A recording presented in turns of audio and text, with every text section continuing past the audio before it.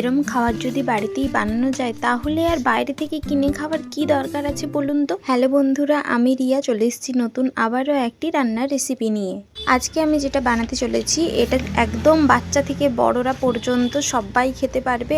আর এটা একবার বাড়িতে বানিয়েই দেখো না, সবাই একদম প্রশংসায় ভরিয়ে দেবে। তার জন্য প্রথমেই নিয়েছি 200 গ্রাম মাংসের মধ্যে একটুখানি আদা বাটা, রসুন বাটা, সঙ্গে দিয়েছি লঙ্কা গুঁড়ো, হলুদ গুঁড়ো, গোলমরিচ গুঁড়ো, ধনে গুঁড়ো, জিরে গুঁড়ো আর দিয়েছি পাতিলেবুর রস দিয়ে ভালোভাবে মাংসটাকে প্রথমে ম্যারিনেট করে রেখে দিতে হবে। বেশিক্ষণ রাখতে হবে না, প্রায় ওই 30 মিনিটের মতোই রাখুন, যতক্ষণে এই ধারের হাতের কাজগুলো টুকটুক করে সেরে নেওয়া যায়। তো এখানে আমি ভেজিসের জন্য নিয়েছিলাম কিছুটা পেঁয়াজ কুচি, কিছুটা ক্যাপসিকাম কুচি, ওই ধরুন 2টো গোটা পেঁয়াজ নিয়েছি মিডিয়াম সাইজের, আর একটা বড় ক্যাপসিকাম কুচি নিয়েছিলাম। এখানে আপনারা ভেজিসের জন্য আরও অনেক কিছু নিতে পারেন, যেমন গাজর দিতে পারেন, ওখানে বাঁধাকপি দিতে পারেন, কারণ এটাতে সমস্ত রকম সবজি অ্যাড করে দেওয়া যায় আর কি। আর হ্যাঁ, যারা ঝাল খেতে ভালোবাসেন তারা একটু কাঁচা লঙ্কা কুচিও দিতে পারেন। এরপর একটা ডিম আর ময়দার এইভাবে গোলা বানিয়ে নিতে হবে। তাতে আমি 2টো ডিম ফাটিয়ে নিয়েছিলাম, সঙ্গে দিয়েছিলাম 4 কাপ মোট ময়দা দিয়েছিলাম, আর দিয়েছিলাম ওই 3 কাপের মতো জল দিয়ে একটা খুব পাতলাও হবে না আবার খুব মোটাও হবে না, এরম ঘনত্বে রেখে একটা গোলা বানিয়েছি। আর দিয়েছি স্বাদ মতো একটুখানি নুন দিয়ে ওই ব্যাটারটাকেও একটুখানি রেস্টের জন্য রেখে দিয়েছি।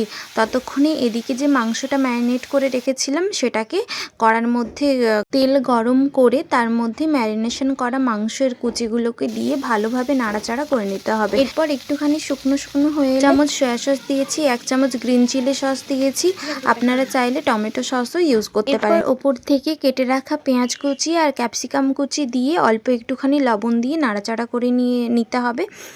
লবণ আমি আগেও ম্যারিনেশনে দিয়েছিলাম, তাই এখানে অল্প একটু দিয়েছি।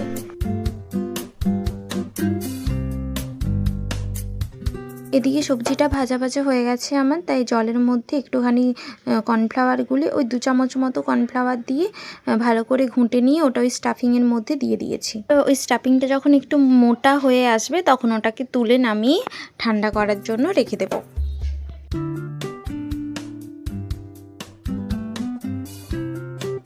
এরপর যে গুলিয়ে রেখেছিলাম যে ডিম আর ময়দা দিয়ে যে গোলাটা, ওটা দিয়ে একটা একটা করে গোলা রুটি বানিয়ে নেব এইভাবে। এটা বেশি তেলে ভাজা যাবে না, একদম অল্প তেল ব্রাশ করে নিয়ে ফ্রাইং প্যানে 1 চামচ করে দিয়ে দিতে হবে। এটা ছোট ছোট করে একটু টাইম নিয়ে এপিট ওপিট ভালো করে একটু ভেজে নিতে হবে, কিছুটা ওই রুটির মতো দেখতে হবে।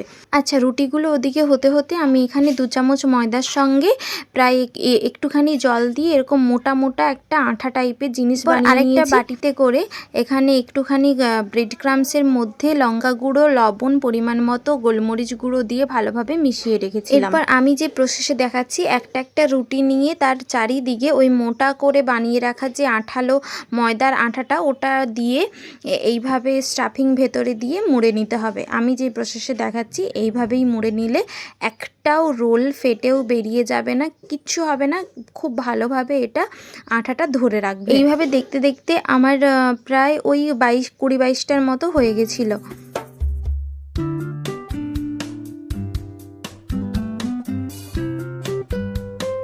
আচ্ছা, এরপরে সেই গোলা রুটির ব্যাটারটাকে আমি কিছুটা তুলে রেখেছিলাম, তো ওর মধ্যে রোলগুলোকে একবার করে আর একবার ব্রেড ক্রামস এইভাবে ডবল কোটিং করে নিচ্ছি। এইভাবে সমস্ত রোলগুলোকে ডবল কোটিং করে তুলে রাখবো।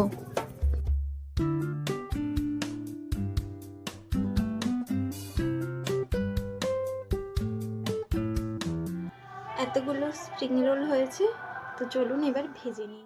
পুরো প্রসেসটা তো শেয়ার করে নিয়েছি, অবশ্যই কমেন্ট করে জানাবেন কিন্তু কেমন হয়েছে। এইসব জিনিস কিন্তু সন্ধেবেলায় গরম গরম খাওয়ার মজাটাই আলাদা। তো এরপর ফ্রাইং প্যানে অনেকখানি তেল দেওয়ার পরে সেটাকে মিডিয়াম হিটে এই রোলগুলোকে ভেজে নিতে হবে, কারণ খুব হাই ফ্লেমে ভাজা যাবে না, খুব সহজেই লাল হয়ে যাবে, ভেতরটা সুন্দর করে হবে না, তাই এটাকে আস্তে আস্তে করে ভেজে তুলে নেব।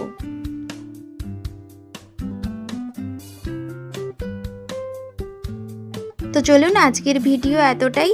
আজকের রেসিপিটা কেমন লেগেছে অবশ্যই একটি কমেন্ট করে জানাবেন, ভালো লাগলে লাইক করে একটি পাশে থাকবেন। দেখা হবে অন্য আবারও একটি রেসিপির ভিডিও নিয়ে, ততক্ষণ সবাই ভালো থাকবেন, টাটা।